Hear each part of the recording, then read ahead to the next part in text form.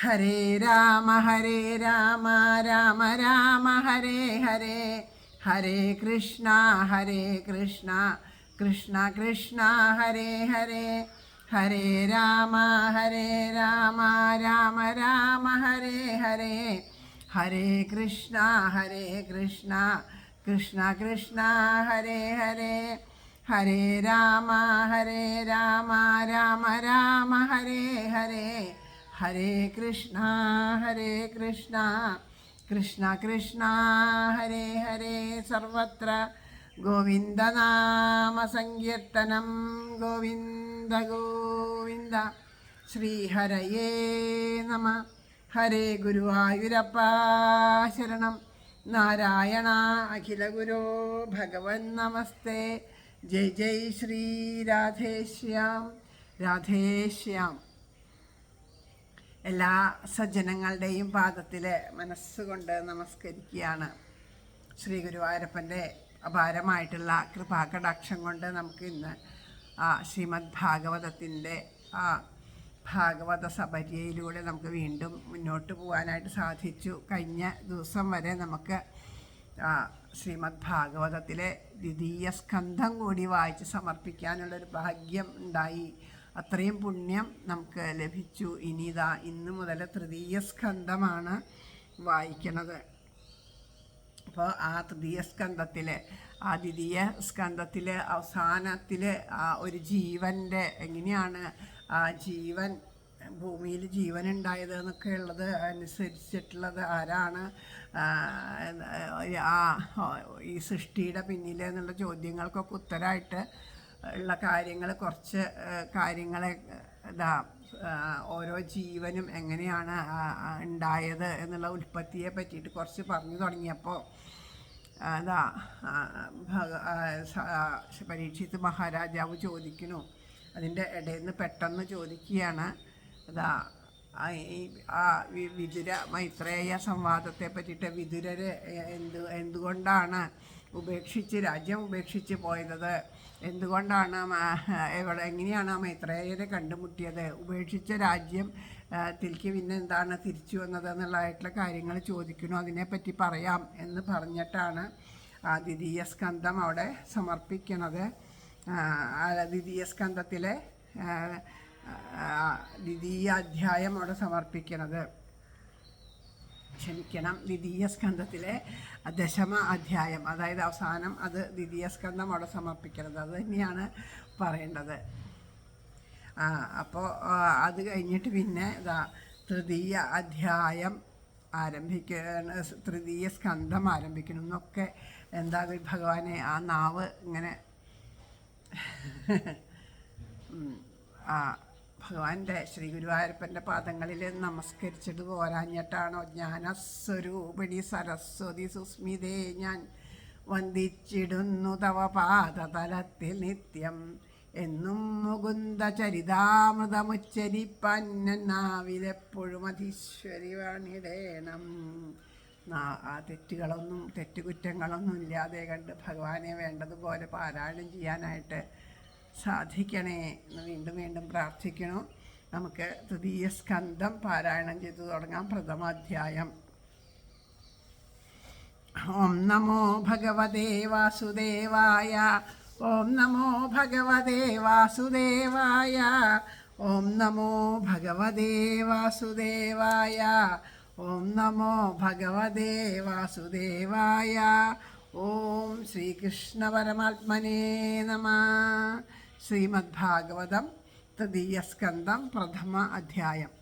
ശ്രീശുക ഉവാച ഏവമേതത്പുരാ പൃഷ്ടോ മൈത്രേയോ ഭഗവാൻ കില ക്ഷത്രാം വനം പ്രവിഷ്ടേന ത്യക്താ സ്വഗൃഹം ഋദ്ധിമത് യദ്വാ അയം മന്ത്രഗദ്വോ ഭഗവാൻ അഖിലേശ്വര പൗരാവേന്ദ്രഗൃഹം ഹൃത്വാ പ്രവിവേശാത്മസാത്കൃതം. രാജോവാച കുത്ര ശത്രുർഭഗവതാ മൈത്രേയേണ സസംഗമ കഥവാ സഹം വാദ ഏതദ്വർണ്ണയന പ്രഭോ ന്യഹൽപ്യാർത്ഥേ. ഹരേ കൃഷ്ണ. പദാർത്ഥോയ തസ്യ വിദുരസ്യാം അമലാത്മനാ തസ്മിൻ വരീയസി പ്രശ്ന സാധുവാദോ ബബൃംഹിതാ സൂത ഉവാച സ ഏവം ഋഷിവർയോയം പൃഷ്ടോ രാജ്ഞോ പരീക്ഷിത പ്രത്യാഹം തം ബഹുവിദ് പ്രീതാത്മാ ശ്രൂയതാമിതി. ശ്രീശുക ഉവാച യഥാ ദുരാജാ സ്വസുതാൻ അസാധുൻ പൃഷ്ണൻ അധർമ്മേണ വിനിഷ്ടദൃഷ്ടി ഭ്രാതുര്യവിഷ്ടസ്യ സുതാൻ വിബന്ധുൻ പ്രവേശ്യ ലക്ഷാ ഭവനേ ദദാഹ. യഥാ സഭായം ഗുരുദേവദേവ്യാ കേശാഭിമർശം സുത കർമ്മഗർഹ്യം നവാരയാമാസ ഭസ്നുഷായ സ്വാശ്രൈഹരന്ത്യാ കുജകുംകുമാനി ദ്യൂതേ ത്വധർമ്മേണ ജിതസ്യ സാധോ സത്യാവലംബസ്യ വിനാഗതസ്യ ന യാജതോദാസമയേന ദായം തമോജുഷാണോ യത് അജാതശത്രോ. ഹരേ കൃഷ്ണ. യഥാ ച പാർത്ഥപ്രഹിതഃ സഭായം ജഗദ്ഗുരുര്യാനി ജഗാദ കൃഷ്ണ നതാനി പുംസാം അമൃതായനാനി രാജോരുമേനേ ക്ഷതപുണ്യലേശ. യതോ ബഹൂതോ ഭവനം പ്രവിഷ്ടോ മന്ത്രായ പൃഷ്ട കില പൂർവജേന അഥാഹതം മന്ദദിശം വരീയൻ യദ്മന്ത്രിണോ വൈദുരികം വദന്തി അജാതശസ്ത്രോ പ്രതിയശ്ചതായം തിദീക്ഷിതോ ദുർവിഷഹം വിഷഹം തവാഹ സഹാനുജോ യത്ര വൃഗോദരാഹി ശ്വസൻജുഷായത്വം അലം വിവേഷി പാർത്ഥാൻ തു ദേവാ ഭഗവൻ മുകുന്ദോ ഗൃഹീതവൻ സാക്ഷിതി ദേവദേവാസ്തേ സപര്യം യതു ദേവദേവോ വിനിർജിതാശേഷന് ദേവദേവ സ ഏഷ ദോഷാ പുരുഷദിന്നാസ്തേ ഗുഹാൻ പ്രവിഷ്ടോയമഭത്യമത്യ പുഷ്ണാസി കൃഷ്ണാദ്വിമുഖോ ഗതശ്രീ ത്യാജശ്വശൈവം കുലകൗശലായ ഇത്യുജ്വൻ തത്ര സുയോധനേന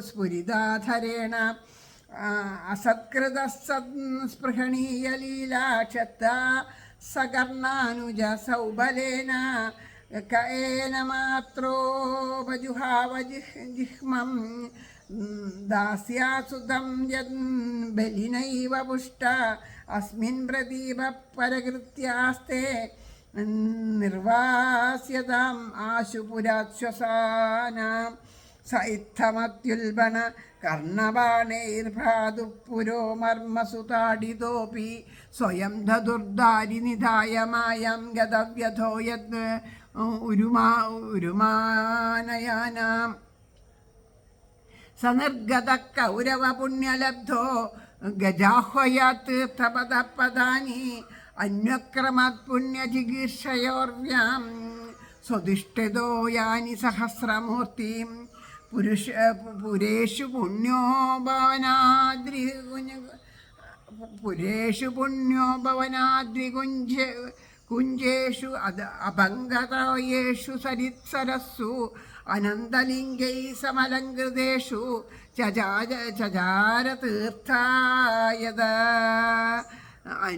അന്വഷേണ്യാം ഗാംഭര്യടന്മേധ്യ വിവിക്തവൃത്തി സദാപ്ലുതോധശയനോ വധൂത അലക്ഷിതസ്വൈർ അവധൂതവേഷോ വൃതാനി ചേരേ ഹരി തോഷണാനി ഇത്തം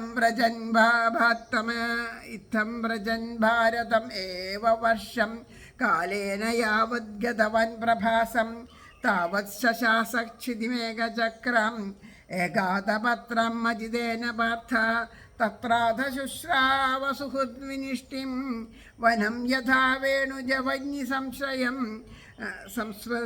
സംസ്പൃദ്ധയാ ദഗ്ധം അധാനുശോചൻ സരസ്വതിം പ്രത്യഗീയായ തൂഷ്ണീം തസ്യാം ത്രിദസ്യോജനസോ മനോശ്ച പൃഥ്വേർ അധാഗ്നേർ അസിതസ്യ വായോ തീർത്ഥം സുദാസസ്യ ഗവാം ഗുഹസ്യ യത് ശ്രാദ്ധദേവസ്യ സ ആസിഷേവേ അന്യാനി ജേഹേ ദ്വിജദേവദേവൈ കൃതാനി നാനായതനാനി വിഷ്ണു പ്രത്യംഗമുഖ്യങ്കിതമന്ദിരാണി യദ്ദർശനാത് കൃഷ്ണം അനുസ്മരന്തി. സർവത്ര ഗോവിന്ദനാമ സങ്കീർത്തനം.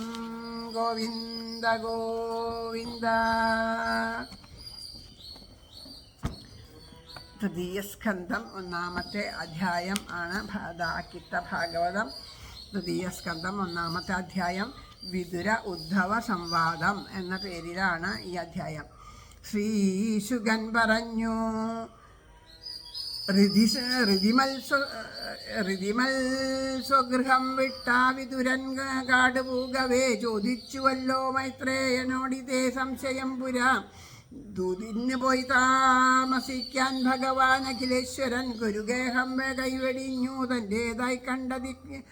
തൻ്റേതായി കണ്ട അതിഗൃഹം രാജാവ് പറഞ്ഞു. ഉണ്ടായതെങ്ങാ വിതുര മൈത്രേയരുടെ സംഗമം എപ്പോഴാണത് ഞങ്ങൾക്കായി വർണ്ണിച്ചാലും മഹാപ്രഭോ നിസ്സാരമാവില്യ ദിവ്യൻ. മൈത്രേയനോട് പുണ്യവാൻ വിതുരൻ ചോദിച്ച ചോദ്യം സാധുവാദോപസംബ്രംഹിതം.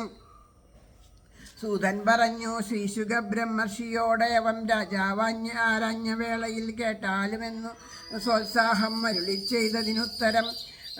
മുട്ടാളരാം തനയർക്കു നേട്ടം കിട്ടാനധർമ്മേണ വിനിഷ്ടദൃഷ്ടി പാവങ്ങൾ ഭ്രാതാത്മജരെ പിടിച്ചു.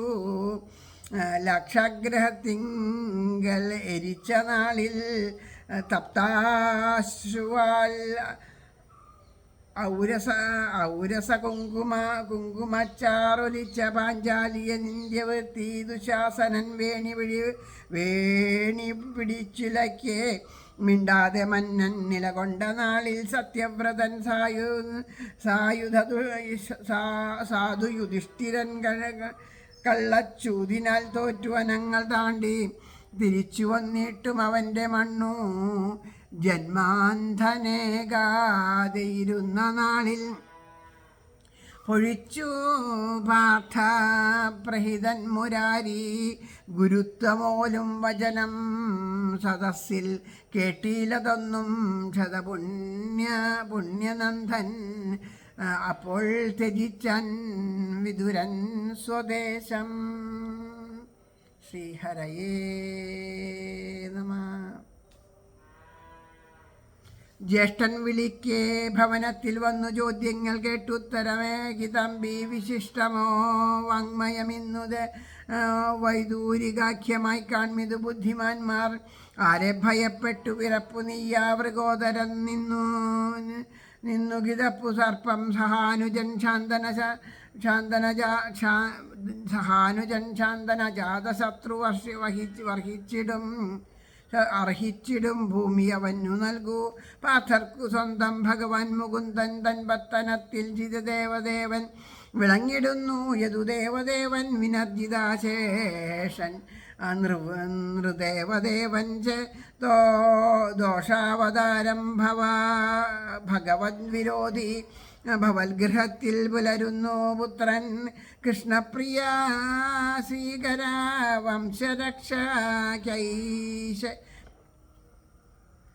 ഐശൈവനെ താങ്കൾ. ഹരേ കൃഷ്ണ. കൃഷ്ണ പ്രിയ ശ്രീകര വംശരക്ഷയ്ക്കായി ശൈവനെ താങ്കൾ പുറത്തു തള്ളു.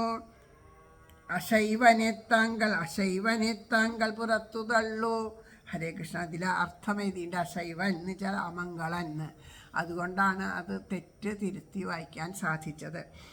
ദോഷാവതാരം ഭഗവൻ വിരോധി ഭവൽഗൃഹത്തിൽ പുലരുന്ന പുത്രൻ കൃഷ്ണപ്രിയ ശ്രീകര വംശരക്ഷയ്ക്കായി അശൈവനെ താങ്കൾ പുറത്തു തള്ളൂ. ഇതോതവേ സൗബല കർണ ദുശാസനർക്കു ദുര്യോധനനും ചുടിച്ചു. പ്രവൃദ്ധ കോപസ്ഫുരിതാധരതാലാക്ഷിപ്തനായി സ്പൃഹണീയശീലൻ ഇദ്ദുഷ്ടദാസീസുതനെ ക്ഷണിച്ചതാരിങ്ങു പോറ്റുന്നവനോടെതിർക്കാൻ പുറത്തു തള്ളിയിടുക ശത്രുവിൻ്റെ ദല്ലാളിവൻ നിന്നു കിതച്ചിടത്തെ. ഏട്ടൻ്റെ മുമ്പിൽ കടുകർണബാണം മർമ്മം തുളച്ചിടവെ വില്ലു വെച്ചു. ഗതവ്യധൻ വാതിലിൽ ഈശ്വരൻ്റെ മായങ്ങൾ ചിന്തിച്ചു തനിച്ചുപോയി. ഇപ്പോരിലങ്ങു സഹസ്രമൂർത്തിപാദം പതിഞ്ഞു ഓജിതമായി പുണ്യം ഗജാഹ്വയം വിട്ടുകുതിച്ചു ചെന്നാൻ അങ്ങൊക്കെയും കൗരവ പുണ്യലബ്ധൻ. പുരങ്ങൾ പുണ്യോഭവനാദ്രികുഞ്ചതോയങ്ങൾ സംശുദ്ധ സരിൽസരങ്ങൾ അനന്തരൂപന്റെ ബഹുപ്രതീകാത സന്ദർശനാൽ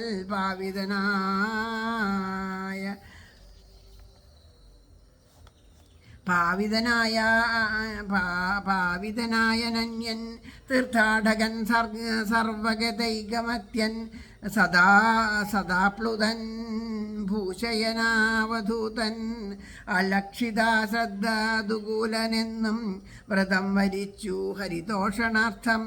ഇമ്മട്ടിലി ഭാരതഭൂമി ചുറ്റിപ്പൂകി പ്രസാദം വിതുരഞ്ജേചിരേണ ഭരിച്ചിതപ്പോൾ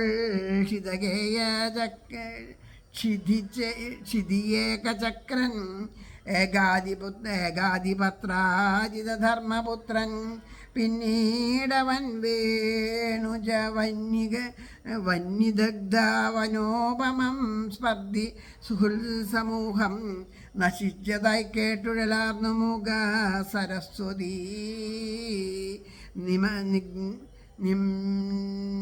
സരസ്വതി നിമ്നഗപൂഗിശാന്തൻ.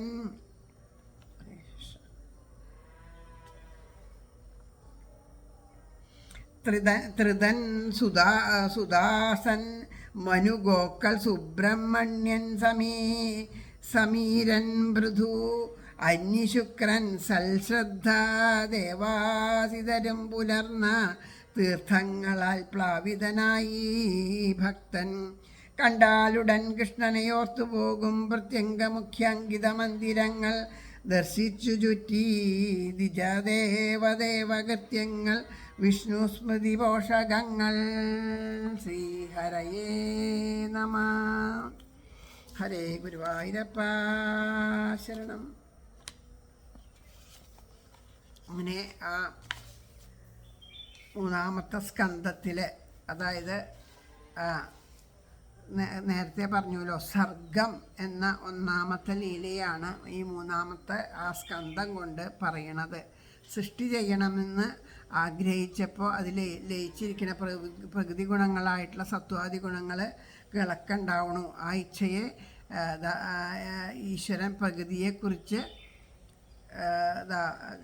പ്രകൃതിയോടുകൂടി ചേർന്നിട്ട് സൃഷ്ടി നടത്താൻ ആരംഭിച്ചു. അതിനുശേഷം പറയണു കാലപരിണാമത്തെയും കൽപ്പവൃക്ഷത്തെയും അതുപോലെ പത്മം എന്ന കൽപ്പത്തെയൊക്കെ പറയാമെന്ന് പറഞ്ഞ് അതിന് കഥ പറയാൻ ആരംഭിക്കുകയാണ്. ഐശ്വര്യസമൃദ്ധമായിട്ട് ഗൃഹം വെടിഞ്ഞിട്ട് വിതുരരെ എങ്കടാ, അതാണല്ലോ ചോദ്യം ചോദിച്ചത്. അപ്പോൾ കഴിഞ്ഞതിലിങ്ങനെ പറഞ്ഞുകൊണ്ടിരിക്കുമ്പോഴാണ് ഈ ചോദ്യം ചോദിച്ചത്. അപ്പോൾ ആ ഗൃഹം വെടിഞ്ഞിട്ട് കാട്ടിൽ പ്രവേശിച്ചപ്പോൾ അവിടെ മൈത്രേയ മഹർഷിയെ അവിടെ വെച്ച് കണ്ടു. അപ്പോൾ എപ്പോൾ എന്നോട് ചോദിച്ചുല്ലോ, ഇപ്പോൾ എന്താണോ എന്നോട് ചോദിച്ചു അതേ ചോദ്യം തന്നെ വിതുരര് മൈത്രേയരോട് ചോദിച്ചു. പ്രപഞ്ചത്തിലെ വൈരാഗ്യം ജനിച്ചതാണ് ഈ വനത്തിലേക്ക് പോകാനുള്ള കാരണം എന്ന് ഇവിടെ പറയുകയാണ് എന്തുകൊണ്ടാണ് ഇപ്പോൾ ആ വിതുരരോട് ഇപ്പോൾ ചോദിച്ചില്ല എന്തുകൊണ്ടാണ് വിതുരർ തൻ്റെ ആ കൊട്ടാരമൊക്കെ വിട്ടിട്ട് എല്ലാം ഉപേക്ഷിച്ചിട്ട് ബന്ധുമിത്രാദികളൊക്കെ ഉപേക്ഷിച്ചിട്ട് വനത്തിലേക്ക് അവിടുന്ന് തീർത്ഥയാത്ര പോയതെന്ന് ചോദിച്ചുല്ലോ. അതേ ചോദ്യം തന്നെയാണ് അത്രയും മൈത്രേയരെ വിതുരരെ കണ്ടപ്പോൾ ചോദിച്ചത്. അപ്പോൾ ആ ഗൃഹം വെടിഞ്ഞിട്ട് എങ്ങനെയാണ് എന്താണ് ഇങ്ങനെ പോരാനുണ്ടായ കാരണം എന്ന് മൈത്രേയർ ചോദിച്ചു. അപ്പോൾ അത് പറയാൻ വേണ്ടിയിട്ട് പറയാണ്. അതായത് ശ്രീകൃഷ്ണ ഭഗവാൻ ദുര്യോധനൻ്റെ ക്ഷണം സ്വീകരിക്കാണ്ട് ഏതൊരു ഗ്രഹത്തിലാണ് സ്വഭവനം എന്ന ഭാവത്തോടു കൂടിയിട്ട് പ്രവേശിച്ചത്. അത് വിതുരൻ്റെ ഭവനത്തിലാണ്. കാരണം ഒരിക്കൽ അവിടെ എത്തിയ വഴി ദുര്യോധനൻ ഒരിക്കൽ പറഞ്ഞു, അവിടെ ശ്രീകൃഷ്ണ ഭഗവാൻ എത്തിയപ്പോൾ വരൂ, എൻ്റെ കൊട്ടാരത്തിൽ വന്നിട്ട് ഇന്നത്തെ ഭക്ഷണമൊക്കെ അവിടെ ആവാം എന്നൊക്കെ പറഞ്ഞ് അദ്ദേഹത്തിന് ആതിഥ്യത്തിന് വേണ്ടിയിട്ട് അദ്ദേഹത്തിനെ ക്ഷണിച്ചപ്പോൾ പറഞ്ഞു, അല്ല, എനിക്ക് ഒരു സുഹൃത്തിൻ്റെ അടുത്ത് പോകാനുണ്ട്, ഞാൻ വാക്ക് പറഞ്ഞതാണ്, ഞാൻ അവിടെ പോയിട്ട് ഭക്ഷണം കഴിച്ചോളാം എന്ന് പറഞ്ഞ് അന്ന് വിതുരരുടെ ഗൃഹത്തിലേക്കാണ് ഭഗവാൻ ചെന്നത്. അപ്പോൾ അത്രയും ആ ഗൃഹത്തിൽ ചെന്ന് കഴിഞ്ഞിട്ട് പിന്നെയും അതിൽ മഹാത്മാക്കൾ കഥ പറയുന്നുണ്ട്. അവിടെ ചെല്ലുമ്പോൾ വിതുരർ അവിടെ ഉണ്ടായിരുന്നില്ല, വിതുര പത്നി മാത്രമേ ഉണ്ടായുള്ളൂ. അപ്പോൾ എന്ത് ചെയ്യണം എന്നറിയാണ്ട് നോക്കിയപ്പോൾ കുറച്ച് പഴങ്ങൾ ഇരിക്കുന്നുണ്ട്. ആ പഴം കൊണ്ടുവന്ന് ഭഗവാന് കൊടുക്കുകയാണ്. അപ്പോൾ തൊലി കളഞ്ഞ് ഭഗവാൻ അത് കൊടുക്കുമ്പോൾ തൊലി ഭഗവാന് കൊടുത്ത് പഴം മുഴുവനും കളഞ്ഞു എന്ന് ഉള്ള ഒരു ഇത്. അങ്ങനെ വിതുരർ വരുമ്പോൾ കാണുന്നത് പഴം അവിടെ കിടക്കേണ്ട തൊലിയൊക്കെ ഭഗവാന് കൊടുത്തുകൊണ്ടിരിക്കുന്നു. അപ്പോൾ അദ്ദേഹം ആകെ വിഷമിച്ചു. പക്ഷേ പറയണു, ആ പരമമായ പ്രേമത്തോട് കൂടിയിട്ട് എല്ലാം മറന്നുകൊണ്ട് ഭഗവാനിൽ മാത്രം മനസ്സർപ്പിച്ചിട്ട് കൊടുത്തത് എന്തായാലും ഭഗവാന് അമൃത് പോലെ അതിനെ സ്വീകരിച്ചു എന്നൊക്കെയുള്ള കഥകൾ പറയുന്നുണ്ട്. അപ്പോൾ അങ്ങനെ ആ ദുര്യോധനൻ്റെ ക്ഷണം സ്വീകരിക്കാണ്ട് ആ വിതുരരുടെ ഭവനത്തിലാണ് പ്രവേശിച്ചത്. ആ ഗൃഹത്തെയും ഉപേക്ഷിച്ച് പത്നിയൊക്കെ ഉപേക്ഷിച്ചിട്ട് വിഷയവൈരാഗ്യം വന്ന് എന്തുകൊണ്ടാണ് പോന്നത് എന്ന് ചോദിക്കുന്നു. അപ്പോൾ ചോദിക്കുകയാണ്, ഏത് ദിക്കിൽ വെച്ചാണ് വിതുരർക്ക് മൈത്രേയനായിട്ട് കണ്ടുമുട്ടാനായിട്ട് സാധിച്ചത്, ഏത് കാലത്താണ് അവർ തമ്മിൽ സംസാരിച്ചത്, അതൊക്കെ ഞങ്ങളോട് പറഞ്ഞു തരണമെന്ന് ആ രാജാവ് പറയണം. അത് പറയണ സമയം പിന്നെ മാത്രമല്ല അന്യ കഥകളൊന്നും ചോദിക്കാണ്ട് ഈ കഥ പറയാൻ ആവശ്യപ്പെട്ടതിന് കാരണം എന്താ, ഉത്കൃഷ്ടനായിട്ട് മൈത്രേയരോട് നിർമ്മലചിത്തരായിട്ട് വിതുരര് അനാവശ്യമായ ചോദ്യങ്ങളൊന്നും ചോദിക്കില്ല. അവർ തമ്മിൽ സംസാരിക്കുക ഭഗവാന്റെ കഥകൾ മാത്രമേ അവർ സംസാരിക്കുള്ളൂ. സജ്ജനങ്ങൾ തമ്മിൽ ഇരുന്നാൽ ഭഗവാന്റെ കഥകൾ മാത്രമേ സംസാരിക്കുള്ളൂ, വേറെ അന്യമായിട്ട് ഒന്നും സംസാരിക്കില്ല എന്ന് ഉറപ്പുണ്ട്. അപ്പോൾ ഈശ്വര കഥകളെ കേൾക്കാനുള്ള കൊതി കൊണ്ടാണ് അവർ തമ്മിൽ എന്താണ് സംസാരിച്ചത് എന്ന് പറയണം. അല്ലാണ്ട് അവരെന്താ ഉണ്ടായെന്ന് ചോദിക്കാൻ കാരണം വേറെ ആരെയും പറ്റിയിട്ടല്ലല്ലോ. വിതുരരും മൈത്രേയരും രണ്ടുപേരും ഭക്തോത്തമന്മാരാണ്. ഭക്തിയുള്ള രണ്ടുപേര് ചെന്നാൽ അവർ ഈശ്വര കഥകൾ മാത്രമേ പറയുള്ളൂ, വേറെ ഒന്നും പറയില്ല എന്നറിയാം. അപ്പോൾ അത് കേൾക്കാനുള്ള കൊതി കൊണ്ടാണ് അത് ചോദിച്ചത്. അപ്പോൾ പരീക്ഷിത് മഹാരാജാവ് ചോദിച്ചപ്പോൾ ശ്രീശുക മഹർഷിക്ക് വളരെയധികം സന്തോഷമായി. കാരണം എന്താണോ തനിക്ക് ഇഷ്ടം പറയാൻ, അല്ലേ, പറയാനും കേൾക്കാനും ഒരുപോലെ, പറയണവർക്കും ഒരുപോലെ ഇഷ്ടം ഉണ്ടാവും, കേൾക്കണവർക്കും ഒരുപോലെ, അല്ലേ. ഇപ്പോൾ ഒരാൾക്ക് പറയാൻ നല്ല ഇഷ്ടമായി ഈശ്വര കഥകൾ, പക്ഷെ കേൾക്കാനിരിക്കുന്നവർക്ക് അത്ര ഇഷ്ടമില്ല എന്ന് വെച്ചാൽ അത് ബുദ്ധിമുട്ടായി. അതല്ലെങ്കിൽ കേൾക്കാൻ നല്ല ഇഷ്ടം ഈശ്വര കഥകൾ, പക്ഷേ ഈശ്വര കഥകളെ പറ്റി ചോദിച്ചാൽ പറയാൻ ഇഷ്ടമില്ല എന്ന് വെച്ചാലോ ഇതങ്ങനെയല്ല. ഈ പറയാൻ പറയുക സാധാരണ എല്ലാവരും പറയും കേൾക്കാനാണ് നല്ല സുഖം, പറയാൻ അത്ര ബുദ്ധിമുട്ടാണ് എന്നൊക്കെ പറയും. അത് ശരി തന്നെയാണ്, പറയാൻ വളരെ ബുദ്ധിമുട്ടാണ്. കാരണം എന്താണെന്ന് വെച്ചാൽ കൃഷ്ണകഥകളെ പറയാൻ വലിയ ബുദ്ധിമുട്ടില്ല, ബാക്കിയുള്ള കഥകളൊക്കെ ഭാഗവതത്തിൽ പറയുകയാണെങ്കിൽ വലിയ ബുദ്ധിമുട്ടാണ്. എന്താണെന്ന് വെച്ചാൽ പേരുകൾ ഓർത്തു വയ്ക്കണം, കാര്യങ്ങൾ ഓർത്തു വയ്ക്കണം, മറ്റുള്ളതൊക്കെ ഓർത്തു വയ്ക്കണം. ഇതൊക്കെ ഓർമ്മയില്ല വെച്ചാൽ കഥ പറയാൻ വലിയ ബുദ്ധിമുട്ടാണ്. വേണ്ടതുപോലെ പറയണ്ടേ, പറഞ്ഞ് മനസ്സിലാക്കി കൊടുക്കണ്ടേ. കൃഷ്ണകഥകളെ, ഭക്തന്മാരുടെ കഥകളെ പറയാൻ ഒന്നും ഓർത്തു വയ്ക്കേണ്ട കാര്യമില്ല. കാരണം ഭക്തന്മാരുടെ കഥകളെ അങ്ങനെ പറയാൻ തുടങ്ങിയാൽ അക്ഷരം ഇങ്ങനെ ഒഴുകുക, ആ ഭക്തൻ്റെ ഉള്ളിൽ നിന്ന് ഭഗവാൻ തന്നെ അക്ഷരബ്രഹ്മമായിട്ട് ഒഴുകും. അങ്ങനെയാണ്. അത്രയും ഭക്തിയുള്ളവർ അടുത്ത്. അപ്പോൾ അതുപോലെ ആ പറയാൻ കാരണം എല്ലാം മറന്ന് ബ്രഹ്മത്തിൽ ലയിച്ച് സ്വയം ബ്രഹ്മമായി തീർന്ന ആളാണ് ശ്രീ സുഖബ്രഹ്മർഷി. ആ ബ്രഹ്മത്തിലിരിക്കുന്ന അദ്ദേഹത്തിന് ഈ ഭാഗവതത്തിലെ ശ്ലോകം, അതും ഏത് ശ്ലോകമാണ്, ഭഗവാന്റെ അതിമനോഹരമായിട്ടുള്ള ആ ഒരു വൃന്ദാവന പ്രവേശം. ബർഹാപീഠം നടവരവപു കർണയോ കർണികാരം ബിഭ്രദ്വാസക്കനകവിശം വൈജയന്തിം ചമാലം ചന്ദ്രാൻ വേണോരഥരസുതയാ പൂരയൻ ഗോപവൃന്ദൈ വൃന്ദാരണ്യം സ്വപതരമണം പ്രാവിശദ്ഗീതകീർത്തിം. ഈ ശ്ലോകത്തെ കേട്ടപ്പോൾ അതിമനോഹരമായിട്ട് ആ വേണു ഊതിക്കൊണ്ട് നിൽക്കുന്ന ആ ഭഗവാനെ അങ്ങോട്ട് സ്മരിച്ചപ്പോൾ ആ ഭഗവാന്റെ കഥകളെ പറയാനുള്ള കൊതി നിറഞ്ഞു ഉള്ളിൽ. കാരണം അതിലേക്ക് ഇങ്ങോട്ട് അതാണ് നമ്മളുടെ ഉള്ളിൽ ഭക്തന്മാരുടെ ഇടയിലേക്ക് അദ്ദേഹം ഇറങ്ങി വന്നു. അദ്ദേഹം എല്ലാം ഇട്ട് ആ ബ്രഹ്മത്തിൽ ലയിച്ച് ആ ബ്രഹ്മമായി ഇങ്ങനെ ഇരിക്കുന്ന സമയത്താണ് ഈ ശ്ലോകത്തെ കേട്ടത്. അത് പറഞ്ഞപ്പോൾ അദ്ദേഹത്തിന് വീണ്ടും അദ്ദേഹത്തിൻ്റെ തലത്തിൽ നിന്ന് ഇറങ്ങി വന്നിട്ട് ആ ഭഗവാന്റെ കഥ പറയാനുള്ള കൊതിയുണ്ടായി. അത്രയും കൊതിയോട് കൂടിയിട്ടാണ് അദ്ദേഹം ഇറങ്ങി വന്നിട്ട് ആ ഭാഗവതം പറയാനായിട്ട് പറഞ്ഞുകൊണ്ട് ഭാഗവതം പാടിക്കൊണ്ട് നടക്കാൻ തുടങ്ങിയത്. അങ്ങനെ ഇരിക്കുന്ന അദ്ദേഹത്തിനോട് ഇത്രയും ഇഷ്ടത്തോടുകൂടി ഭഗവാന്റെ കഥകളെ മാത്രം കേൾക്കാൻ കൊതിച്ചിട്ട് ചോദിക്കുമ്പോൾ അത് പറയാൻ അദ്ദേഹത്തിന് ഒരുപാട് സന്തോഷമുള്ളൂ. അപ്പോൾ അത് പറയാണ്. അപ്പോൾ ആ വിതുരർ വനത്തിലേക്ക് പോകാൻ കാരണമായിട്ട് ഇരിക്കുന്ന കാര്യങ്ങളാണല്ലോ ആദ്യം ചോദിച്ചത്. അത് പറഞ്ഞു.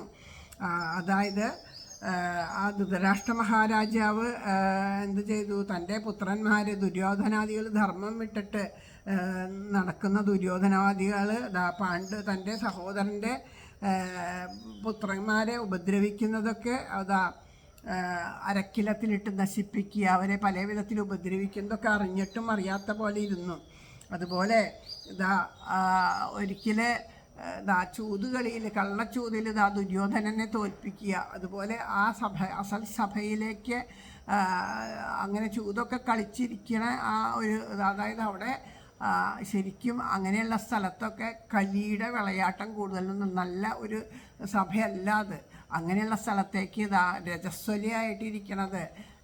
ഇരിക്കുന്ന പാഞ്ചാലിയെ കൊണ്ടുവന്നിട്ട് അവരെ ദ്രൗപദിയുടെ തലമുടിയിൽ ചുറ്റിപ്പിടിച്ച് വലിച്ച് ഇഴച്ച് കൊണ്ടുവന്ന് വസ്ത്രാക്ഷേപമൊക്കെ നടത്തണതൊക്കെ കണ്ടിട്ട് കാണാൻ കണ്ണില്ലെങ്കിലും ഇതൊക്കെ അറിയണുണ്ടായിരുന്നു. എന്നിട്ടും അതിനൊന്നും വിരോധിക്കാണ്ട് ആ മക്കളോട് അരുത് എന്നൊരു വാക്ക് പോലും പറയാൻ പറ്റാണ്ട് ആ ദുര്യോധനനിരുന്നു. അങ്ങനെ പല വിധത്തിലുള്ള ഇത് കണ്ടപ്പോൾ ഈ വിതുരർക്ക് ഈ അന്യായമൊന്നും കണ്ട് സഹിക്കാനായിട്ട് പറ്റിയില്ല. അങ്ങനെയുള്ള ആ അന്യായം കണ്ട് സഹിക്കാൻ പറ്റാണ്ടായിരുന്ന സമയത്ത് ധൃതരാഷ്ട്രൻ്റെ അടുത്തേക്ക് ചെന്നിട്ട് പറഞ്ഞു,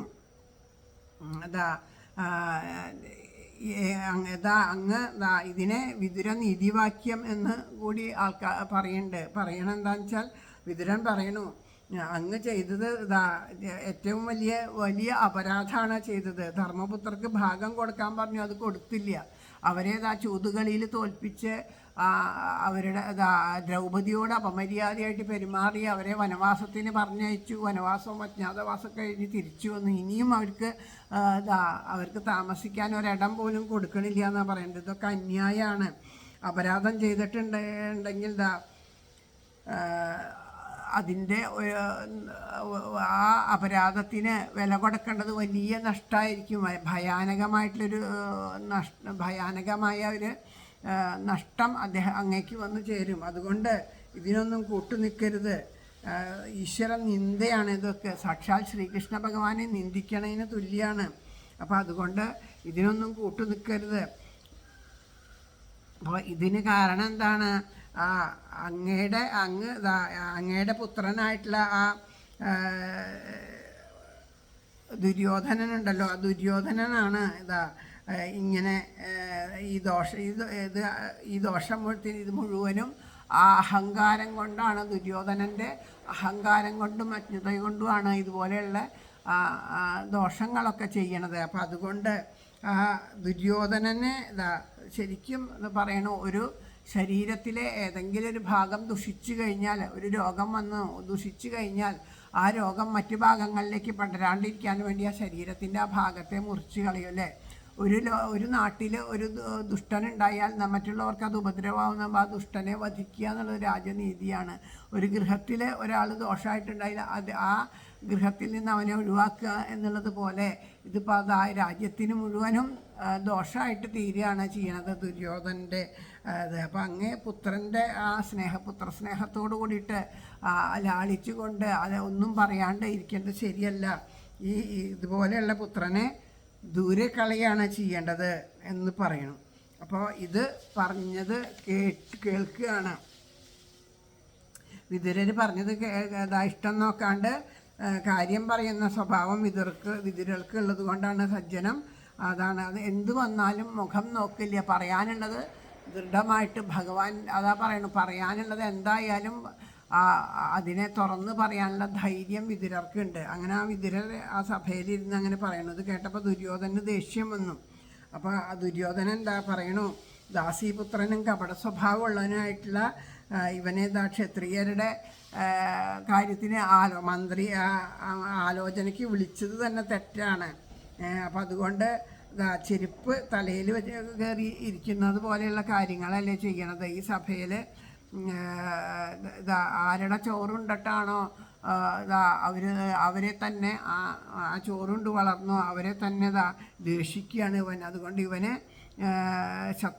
ഇവൻ ശത്രുവാണ്, ഇവനാണ് നമ്മുടെ ഏറ്റവും വലിയ ശത്രു എന്നെല്ലാം പറഞ്ഞ് ആ സഭയിൽ വെച്ചിട്ട് ദുര്യോധനൻ വല്ലാതെ കോപിച്ചപ്പോൾ അവിടെ നിന്ന് ആ സഭയിൽ പിന്നെ നിൽക്കാണ്ട് അവിടെ നിന്ന് വിതുരൻ ഇറങ്ങിപ്പോരുകയാണ് ചെയ്യണത്.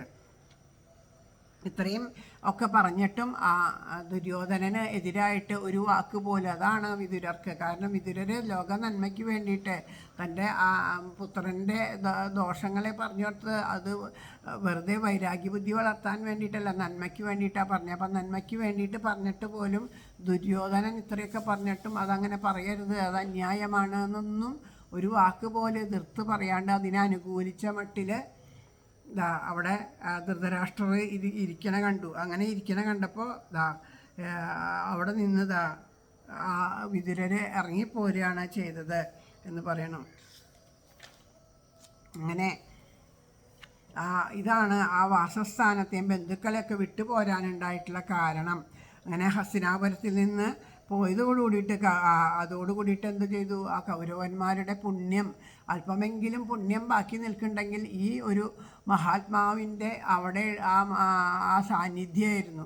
മഹാത്മാക്കളായിട്ടുള്ളവർ പോയി കഴിഞ്ഞാൽ അവിടെ ദോഷങ്ങൾ വരിക എന്നുള്ളത് ആണ്. അപ്പോൾ നമ്മുടെ നാട്ടിലൊക്കെ ഓരോ ദോഷങ്ങളൊക്കെ വരുമ്പോൾ അവിടെ മഹാത്മാക്കളായിട്ടുള്ള ആരെങ്കിലും നിന്ദിക്കുകയെ അവരെയൊക്കെ നാട്ടിൽ നിന്ന് പറഞ്ഞേക്കൊക്കെ ചെയ്താൽ അത് നാടിന് തന്നെ ദോഷമായിട്ട് തീരുമെന്ന് പറയണം. അതോടുകൂടിയിട്ട് കൗരവന്മാരുടെ പുണ്യവും പുറത്തേക്ക് പോയി. അങ്ങനെ ആ ഭഗവാനോട് ഐക്യം പ്രാപിക്കാൻ തടസ്സപ്പെടുത്തുന്നിട്ടുള്ള എല്ലാത്തിനെയും നശിപ്പിക്കാനും പുണ്യത്തിനെ സമ്പാദിക്കാനും വേണ്ടിയിട്ട് എന്ത് ചെയ്തു, അദ്ദേഹം തീർത്ഥസ്ഥാനങ്ങൾ ഗംഗയാകുന്ന തീർത്ഥത്തിൽ ചെന്ന് കുളിച്ച് പല വിധത്തിലുള്ള തീർത്ഥങ്ങളിലൂടെ സഞ്ചരിച്ചു. അങ്ങനെ ആ ഭഗവാന്റെ ഓരോരോ അവതാരങ്ങൾ ഉണ്ടായിട്ടുണ്ട്. പല പല ക്ഷേത്രങ്ങളൊക്കെ ഉണ്ടല്ലോ, ആ ക്ഷേത്രങ്ങളിലൂടെയൊക്കെ സഞ്ചരിച്ചു. അങ്ങനെ സഞ്ചരിച്ച് വൃന്ദാവനം മുതലായിട്ടുള്ള വനങ്ങളിലൂടെയൊക്കെ സഞ്ചരിച്ചു. ഗോവർദ്ധനത്തിന് മുതലായ പർവ്വതങ്ങളെയൊക്കെ പ്രദക്ഷിണം വച്ചു. അങ്ങനെ പല സ്ഥലങ്ങളിലൂടെ സഞ്ചരിച്ച് ഭൂമിയിൽ ഒരു സ്ഥലത്തും വസിക്കാണ്ട് അദ്ദേഹം സഞ്ചരിക്കുകയായിരുന്നു. അങ്ങനെ ഒരു അന്യാശ്രമവൃത്തികളെയൊന്നും സ്വീകരിക്കാണ്ട് സന്യാസവൃത്തി സ്വീകരിച്ചിട്ടാണ് അദ്ദേഹം ഇങ്ങനെ സഞ്ചരിച്ചു കൊണ്ട് ഇരുന്നത്. അങ്ങനെ സഞ്ചരിച്ച് വൃത്തത്തോട് ഭാരതവർഷത്തിൽ പലയിടത്തിലും വിതുരർ സഞ്ചരിച്ചു. അങ്ങനെ പ്രഭാസം എന്ന് പേരായിട്ടുള്ള തീർത്ഥസ്ഥാനങ്ങളിൽ ആ ശ്രീകൃഷ്ണ ഭഗവാന്റെ സഹായത്തോടു കൂടിയിട്ട് ധർമ്മപുത്രരെ ശത്രുക്കളെല്ലാം നശിപ്പിച്ചിട്ട് അവിടെ ഏകാദപത്രം മുതലായ ആ ചക്രവർത്തി ലക്ഷണത്തോടു കൂടിയിട്ട് അവിടെ ഭൂമിയെ പരിപാലിച്ചുകൊണ്ടിരിക്കുകയായിരുന്നു. പിന്നെ മുളകൾ തമ്മിൽ ഉരസിയുണ്ടായ കാട്ടുതീ കൊണ്ട് ദഹിക്കുന്നത് പോലെ അന്യോന്യമായി ശണ്ടയിൽ സുഹൃത്തുക്കൾ നശിച്ച വിവരം പ്രഭാത തീർത്ഥത്തിൽ വച്ചിട്ടാണ് വിതുരരെ കേട്ടറിഞ്ഞിട്ട് ഒരുപാട് ദുഃഖിച്ചു. പിന്നെ പടിഞ്ഞാറ് എന്ന ദിക്കിലേക്ക് ആ സരസ്വതി നദിയെക്കുറിച്ച് ചിന്തിച്ചുകൊണ്ട് മൗനത്തോടു കൂടിയിട്ട് അവിടേക്ക് സഞ്ചരിച്ചു. ആ വിതുരര് സരസ്വതിയിലെ ആ ത്രിതൻ, ഉശനസ്, മനു, പൃഥു, അഗ്നി, അസ്ഥി, വായു, സുദാസൻ, ഗോക്കള, ഗുഹൻ, ശാധദേവൻ ഇവരുടെ തീർത്ഥങ്ങളെയൊക്കെ സേവിച്ചുകൊണ്ട് സരസ്വതി നദിയിലെ സരസ്വതി നദിയിലെ പ്രധാന തീർത്ഥസ്നാനങ്ങളാണ് ഈ 11 അവിടെ നിന്നൊക്കെ ആ തീർത്ഥങ്ങളെയൊക്കെ സേവിച്ചുകൊണ്ട് ഇരുന്നു. പിന്നെ ഋഷികളായാലും ദേവന്മാരായാലും നിർമ്മിക്കപ്പെടുന്നത് ആയുധങ്ങളിൽ വെച്ച് മുഖ്യമായി ചക്രായുധത്തിൻ്റെ അടയാളമുള്ളത് കാരണം ദർശനം മാത്രമേ ശ്രീകൃഷ്ണനെ അനുസ്മരിപ്പിക്കുന്ന വിഷ്ണുക്ഷേത്രങ്ങളെയും മറ്റും സഞ്ചരിച്ച് അവിടെയൊക്കെ അങ്ങനെയുള്ള തീർത്ഥയാത്രകളൊക്കെ നടത്തി. അങ്ങനെ സമൃദ്ധിയോടുകൂടിയ സൗരാഷ്ട്ര രാജ്യം, സൗവീരദേശം, മത്സ്യദേശം, ഗുരുദേശം, മരുപ്രദേശങ്ങൾ ഇവയൊക്കെ കടന്നിട്ട് യമുനാ നദിയുടെ അടുത്ത് ആ വിതുരരെത്തി. അപ്പോൾ ആ ഭഗവാന്റെ ഭക്തരായ ഉദ്ധവരെ അവിടെ വെച്ചിട്ട് കണ്ടു. യമുനയുടെ തീരത്ത് വെച്ചിട്ട് ആരെ കണ്ടു? ഉദ്ധവരെ കണ്ടു. അതുവരെയാണ് നമ്മൾ പാരായണം ചെയ്തു വച്ചത്. ഇനി അടുത്ത ഭാഗം നമുക്ക് പാരായണം, എനിക്ക് തോന്നുന്നു 1-2 ശ്ലോകങ്ങളുടെ അർത്ഥം കൂടുതൽ പറഞ്ഞു എന്ന്. എന്നാലും ബാക്കി ഭാഗങ്ങൾ പാരായണം ചെയ്തിട്ട് അടുത്ത് വായിക്കാം. ഉദ്ധവരെ കണ്ട ഭാഗം നമ്മൾ പാരായണം ചെയ്തില്ല എന്നാണ് തോന്നണത്.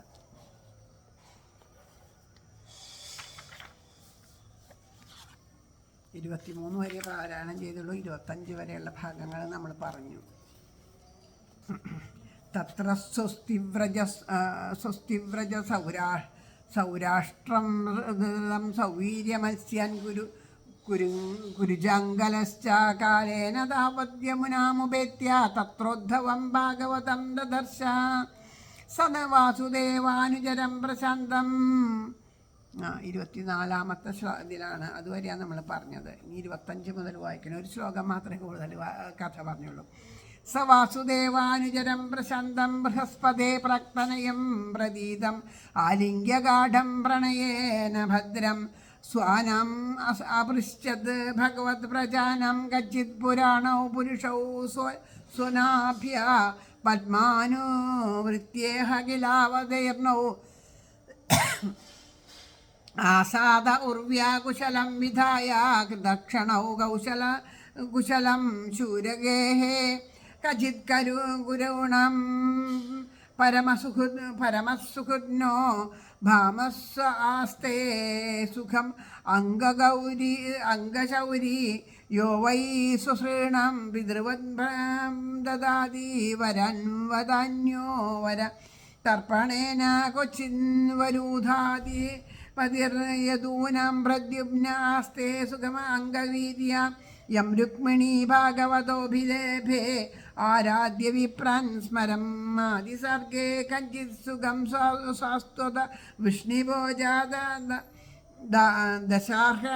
ദശാർഹഗാണം അധിപസ്വാസ്തേ യം അഭ്യഷിഞ്ചത് ശതപത്രനേത്രോ നിർഭാസനാശം പരിഹൃത്യ ദൂരാത് കച്ചിത് ഹരേ സൗമ്യസുതസദൃശ്യ ആസ്തേ ഗൃണീരഥിനാം സാധുഭാസാംബൈ വസൂദയാം ജാംബവതീവതാഢ്യ ദേവം ഗുഹം ജാംബികയോ ധൃതോഗ്രേ ക്ഷേമം സകശ്ചിന്യുധാനാസ്തേ യഫൽഗുണലബ്ധതനൂരഹസ്യ ലേഭേഞ്ജസാദോക്ഷജ സേവയേവ ഗതിം ദദീയം യതിബർദുരാപം കച്ചിത് ബുധാ സ്വസ്ത്യനമീവ ആസ്തേ ശുഭൽകപുത്രോ ഭഗവത്പ്രപന്ന യകൃഷ്ണപാദങ്കിതമാർഗപാംസുഷു അജ്യേഷ്ഠത പ്രേമ വിഭിന്നധൈര്യ കജിശിവം ദേവകഭോജപുത്ര്യ വിഷ്ണുപ്രജായ ഇവ ദേവമാതു യാ വൈ സ്വഗർഭേണ ദദാരദേവം ത്രയഥാ യജ്ഞവിധാനമർത്ഥം അഭിസ്തൻ ആസ്തേ ഭഗവാൻ സുഖം വോ യത് സത്വതം കാമദുഃഖോ അനിരുദ്ധായം ആനമന്തി സ്മ ശബ്ദയോനിം മനോമയം തുരീയ സത്വം അഭിസ്ഥിതന്യേജ നിജാത്മദൈവം അനന്യവൃത്യാ സമനുവ്രതായേ ഹൃദീക സത്യാത്മജ ചാരുദേഷ്ണ ഗദാദയ സ്വസ്തി ചരന്തി സൗമ്യ അഭിസ്വതോർഭ്യാം വിജയാച്യുതാഭ്യാം ധർമ്മേണ ധർമ്മ പരിപാതിസേതും ദുര്യോധനോ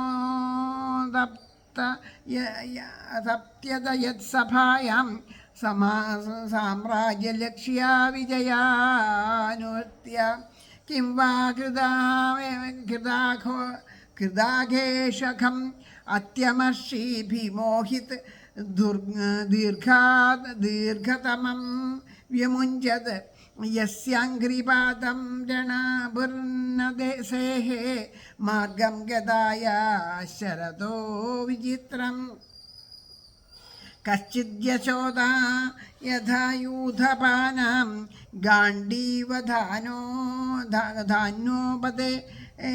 ധാന്യോപദാരിരാസ്തേ അലക്ഷിതോ തൻശരകൂടഗൂഢോ മായാകിരാതോ ഗിരിശാസ്തുതോഷ.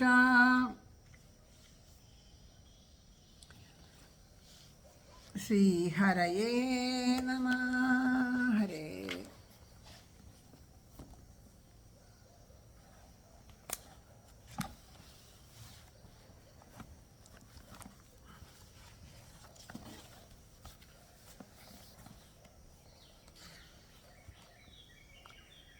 ആ വാസുദേവാനുചരൻ പ്രശാന്തൻ ബൃഹസ്പതി ശിഷ്യഗണ പ്രസിദ്ധൻ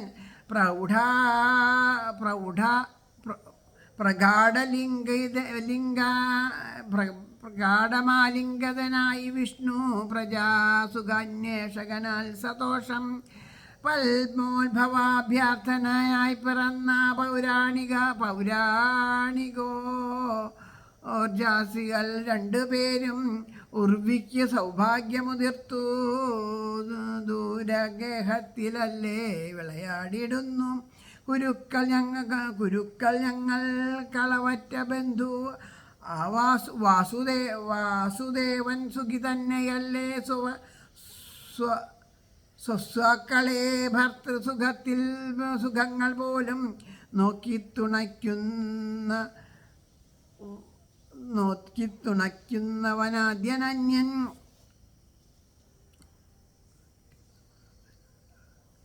നോക്കിത്തുണയ്ക്കുന്നവൻ ഹരേ കൃഷ്ണ. നോക്കിത്തുണയ്ക്കുന്നവൻ വദാന്യൻ. ദ്വിജാർച്ചനത്താൽ ഭഗവത് കിശോരനായി രുക്മിണിക്കരുളവായി മുന്നം പ്രദ്യുമ്നനാ മാത്മരനം സുഖത്തിൽ വാഴ്വീലയോ. യാദവ സൈന്യനാഥൻ സന്തുഷ്ടനോ സാത്വത വൃഷ്ണിഭോജ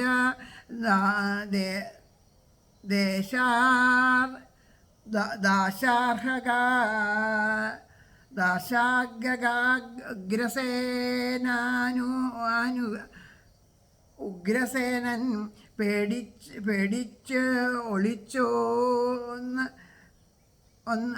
പേടിച്ചൊളിച്ചോന്നരിയിട്ടു വാഴ്ച നടത്തിയല്ലോ.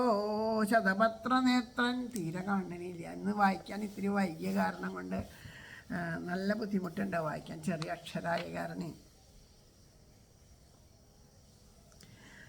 ഉമാതനൂജൻ ഗുഹനായി വന്നു വൃതാഢ്യയാം ജാമ്പവതിക്ക് പുത്രൻ കൃഷ്ണനു തുല്യം രഥവേഗമുള്ളോന സാമ്പനിപ്പോൾ വരിദുഷ്ടനല്ലേ. പാർത്ഥങ്കൽ നിന്ന് ഇതു പഠിച്ച സാത്യതിക്കെപ്പോഴും കേവല സൗഖ്യമല്ലേ വരിച്ചതിദ്ദേഹ. അദോക്ഷജാംഗ്രീ സംസേവ പണ്ടേ യതികൾക്കലഭ്യം അകൽമഷാക്രൂര ബുധാഗ്രനും സന്തോഷത്തിലല്ലേ ഭഗവത് പ്രപന്നൻ ഉരുണ്ടുവല്ലോ ഹരിപാദപാം സുസ്നാഥൻ ഹരിപ്രേമ വിനിഷ്ടബോധൻ.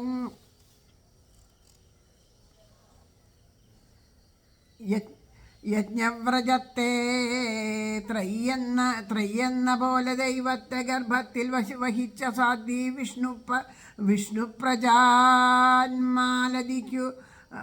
വിഷ്ണുപ്രജാന്മാലതിക്കു തുല്യം സംപ്രീതയോ ദേവകി ഭോജപുത്രി.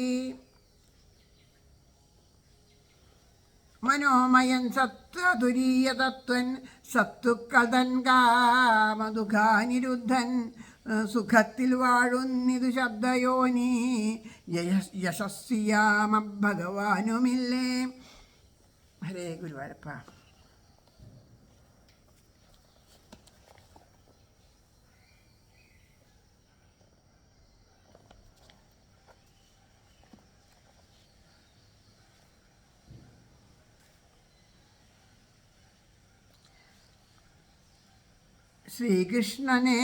ശ്രീകൃഷ്ണനെ ദൈവതമെന്നറിഞ്ഞു ഭജിച്ചിടും മറ്റു യദുക്കളെല്ലാം ഹൃദീക സത്യാത്മജ ചാരുദേഷ്ണാഗതാദിയും സ്വസ്തി വരിപ്പതില്ലേ. സാമ്രാജ്യലക്ഷ്മി വിജയാനുവർത്തി ദുര്യോധനന്ദൻ പരിതാപഹേതു കൃഷ്ണാർജുനന്മാരിരുകൈകളാർക്കധർമ്മൻ നയിപ്പൂ നിജധർമ്മമല്ലി. ആർദ്ദൻഗതായുദ്ധ പരാക്രമത്താൽ ചവിട്ടു ഭൂമിക്ക് അസഹ്യമായി കുറ്റം പ്രവർത്തിച്ചവരെ തകർത്ത ഭീമൻ നടത്തി പ്രതികാരമെന്നോ.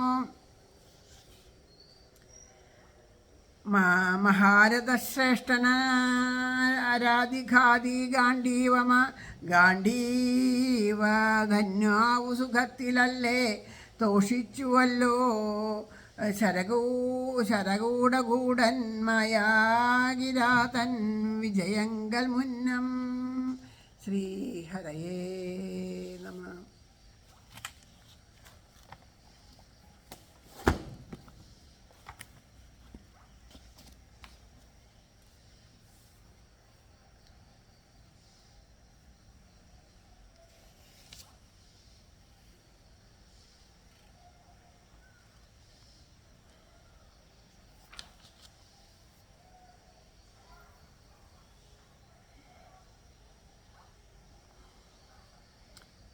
പിന്നതാ ഹരേ കൃഷ്ണ.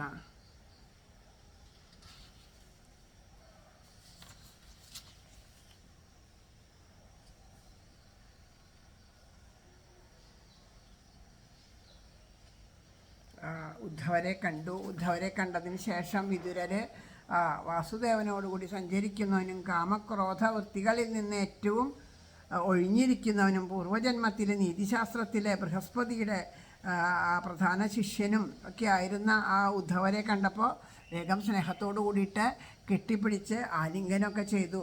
എന്നിട്ട് ചോദിച്ചു, ബ്രഹ്മദേവൻ്റെ പ്രാർത്ഥന അനുസരിച്ച് ഭൂമിയിൽ അവതരിച്ചില്ലേ ആ പുരാണ പുരുഷന്മാരായ ബലരാമനും ശ്രീകൃഷ്ണനൊക്കെ രണ്ടുപേരും ഭൂമിക്ക് ക്ഷേമത്തെ ചെയ്തിട്ട് സ്വലോകത്തെ പ്രാപിക്കാനുള്ള സമയത്തെ പ്രതീക്ഷിച്ചുകൊണ്ട് ഇപ്പോഴും ആ വാസുദേവൻ്റെ ഗൃഹത്തിൽ സന്തോഷമായിട്ടിരിക്കണില്ലേ. അതുപോലെ കുരുവംശത്തിൽ ജനിച്ച ഞങ്ങൾക്ക് ഉത്കൃഷ്ടനായിട്ട് സുഹൃത്തും ബഹുമാനിക്കാൻ യോഗ്യനുമായിട്ടുള്ള ആ വാസുദേവൻ വസുദേവർ സുഖമായിട്ടിരിക്കണില്ലേ. അദ്ദേഹം സഹോദരികൾക്ക് വേണ്ട വസ്തുക്കളെ നൽകി ആദരവ് കൊടുത്തിട്ട് മാതാപിതാക്കന്മാരെ പോലെ ധനാദിയൊക്കെ നൽകി രക്ഷിച്ചു കൊണ്ടിരിക്കണില്ലേ അവരെല്ലാവരും.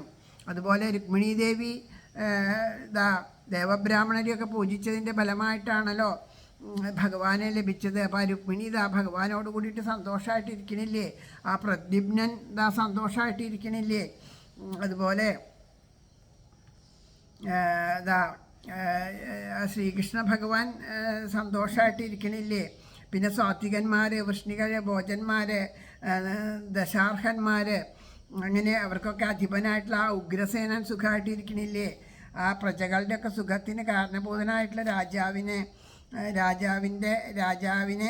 ഇതാ ആശ്രയത്തെ ആ രാജാവ് തൻ്റെ ആ രാജധർമ്മങ്ങളൊക്കെ പാലിച്ചുകൊണ്ട് ഉഗ്രസേനൻ സുഖമായിട്ടിരിക്കണില്ലേ. അതുപോലെ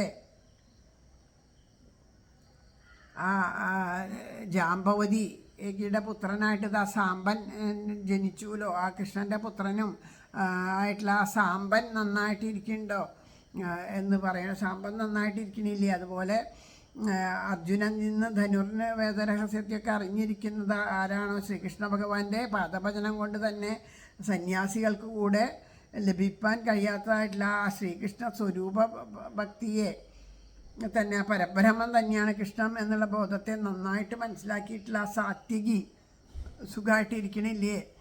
അങ്ങനെ ഓരോരോ പേരുകളും എടുത്തിട്ട് ഓരോരുത്തരെ എടുത്തിട്ട് ചോദിക്കുകയാണ്.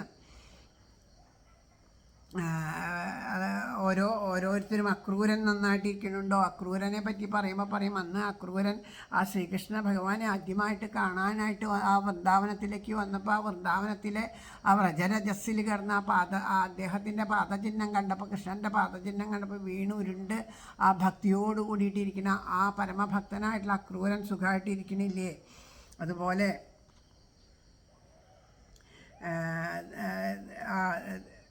ദേവകൻ എന്ന് പേരായ ഭോജൻ്റെ പുത്രിയായിട്ട് ജനിച്ച ദേവകീദേവിക്ക് സുഖം തന്നെയല്ലേ. ദേവകീദേവിയും സന്തോഷമായിട്ടിരിക്കണില്ലേ.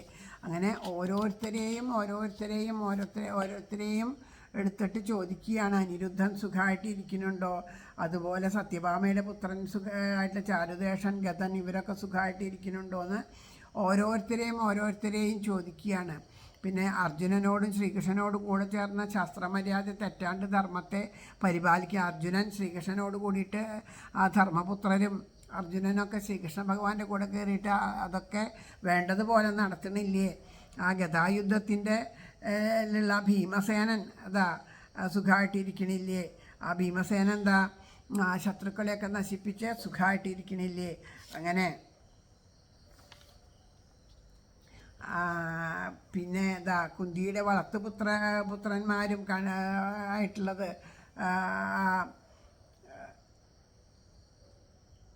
ഹരേ കൃഷ്ണ നകുല സഹദേവന്മാരില്ലേ, അവരും സുഖമായിട്ടിരിക്കണില്ലേ എന്നെല്ലാം ചോദിക്കുന്നു. അപ്പോൾ ലോകത്തിൽ രഥത്തിൽ കരേറിക്കൊണ്ട് യുദ്ധം ചെയ്യുന്ന അദ്വിതീയനായിട്ടുള്ള ആ ഏതൊരുവൻ 4 ദിക്കളെയും ജയിച്ചോ ആ മക്കൾക്ക് വേണ്ടിയിട്ട് പാണ്ഡുര മഹാരാജാവിനോട് വേർപിരിഞ്ഞിട്ട് മക്കൾക്ക് വേണ്ടിയിട്ട് കുന്തിദേവി ജീവധാരണം ചെയ്തിരിക്കില്ലേ. അങ്ങനെയുള്ള ആ കുന്തിദേവിക്ക് സുഖം തന്നെയല്ലേ എന്ന് ഓരോരുത്തരെയും എടുത്ത് ചോദിക്കുകയാണ്. അവർ സുഖല്ലേ എന്ന് എല്ലാവരെയും അന്വേഷിച്ചു കൊണ്ടിരിക്കുക. ഓരോ ശ്ലോകത്തിലും ഓരോരുത്തരും സുഖമല്ലേ എന്ന് ചോദിക്കുന്നതാണ് നമ്മൾ ഇപ്പോൾ പാരായണം ചെയ്തുകൊണ്ടിരിക്കുന്ന ഭാഗങ്ങൾ. അപ്പോൾ ഇനി കുറച്ചും കൂടി ഭാഗങ്ങൾ ആ തൃതീയ സ്കന്ധത്തിൽ പാരായണം ചെയ്യാനുണ്ട്.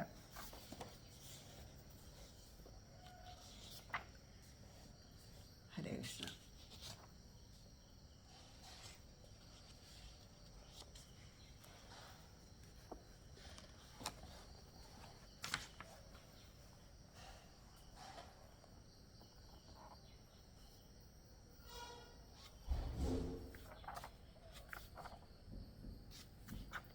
ഹരേ കൃഷ്ണ. പേജ് മറഞ്ഞു പോയി, അതാണ് കേട്ടോ.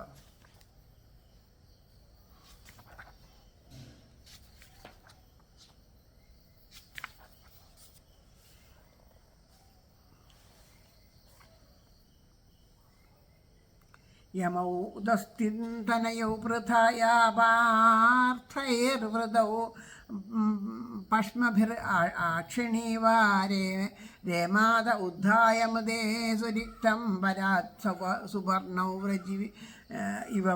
ഇവ വ്രജ്ജിവക്താത് അഹോ വൃതാഭിദ്രിയതേർഭഗാർത്ഥ രാജർഷിവര്യേണ വനാഭിതേന യസ്തേകവീര്യോധിതോധിജേഗധനുർദ്വിതീയ കഗുഭശ്ച തസ്ത്ര സൗമ്യാനുശോചോതം അധപ്പദാന്തം ഭ്രാതേ പരേതായ വിദുദ്രുഹേയം നിരാപിതോയേന സുപര്യ അഹം സ്വപുത്രൻ സമനുവ്രതേന സോഹം ഹരേർമർത്യ വിഡംബനേന ദൃശേ നൃണം ബാലയതോ വദാതു നാന്യോപലക്ഷ്യ പദവിം പ്രസാദാത് പരാമി പശ്യൻ ഗതവിസ്മയോദാം ന്യൂനം നൃപാണം ത്രിമതോത്പധാനം മഹിം ചാലയതം ജപൂഭി വിധാത് പ്രപന്നാതി ജിഹിർഷയേശോ അഭി ഉപൈക്ഷതാഖം ഭഗവൻ ഗുരുണാം അജസ്യ ജന്മോത്ഭവനാശനായ കർമ്മണ്യകർത്തൃൻ ഗ്രഹണായ പുംസം നാന്യനൃഥാകോർഹതി ദേഹയോഗം പരോ ഗുണാനാം ഉദ കർമ്മതന്ത്രം തസ്യ പ്രപന്നാഖില ലോകപാനം അവസ്ഥിതാനം അനുശാസനെ സ്വേ അർത്ഥായ ജാതസ്യ യദുഷ്വജസ്യ വാർത്താം സഖേ തീർത്ഥകീർത്ത. ഇത് ശ്രീമദ്ഭാഗവതേ മഹാപുരാണേ പാരമഹംസ്യം സംഹിതായാം തദീയസ്കന്ധേ വിദുരസ്യ ബന്ധുത്യാഗനിരൂപണം നാമ പ്രഥമോധ്യായ. സർവത്ര ഗോവിന്ദനാമസങ്കീർത്തനം. ഗോവിന്ദ ഗോവിന്ദ. ശ്രീഹരയേ നമ. ഹരേ ഗുരുവായൂരപ്പാ ശരണം.